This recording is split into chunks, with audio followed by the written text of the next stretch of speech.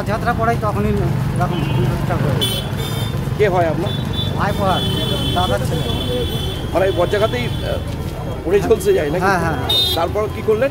তারপর বাড়িতে নিয়ে আসলো সবাই মিলে হ্যান্ডগুলো করে।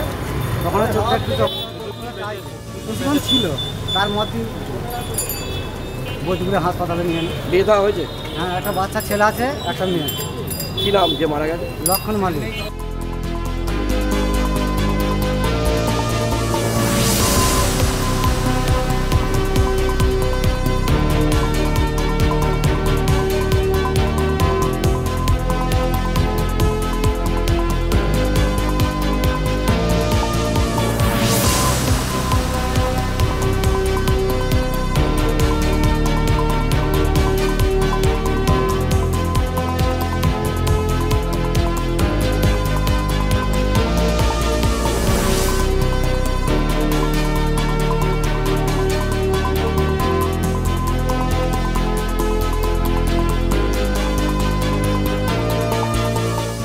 বাড়ি এসে চা খাচ্ছি, খেয়ে একজন ফোন করে বললো তাড়াতাড়ি মাঠে চলে এসো, চাষবাস করে।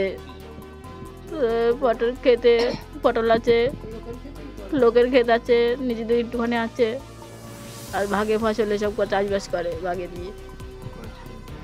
আমার এই 2 ছেলে, উনি একলাই চালাতেন।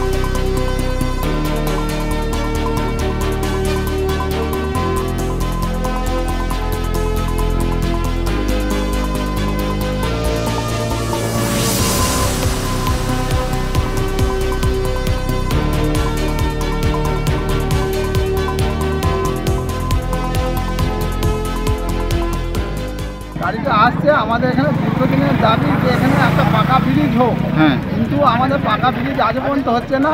আর এই কাঠের সেতুতে প্রায় মাঝে মাঝে ঘটনা ঘটছে। আজকে এই ঘটনাটা ঘটেছে। এই গাড়িটা আসছিল মহিদিপুর থেকে, মানে পশ্চিম দিক থেকে না, এই পূর্ব দিকে আসছিল। আচ্ছা, দিয়ে আস্তে আস্তে গাড়িটা একদিকে হয়ে গাড়িটা যে ওখানে উঠে গেল।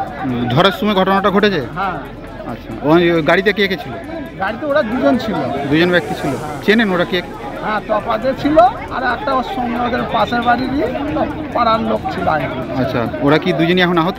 এখন ওরা আহত। একজনের মাথায় চোট খুবই লেগেছে, একজনের হাতটা অবশ্যই গেছে, আর পা, কোমর এগুলো ইনজুরি হতে পারে, অবশ্যই হবে।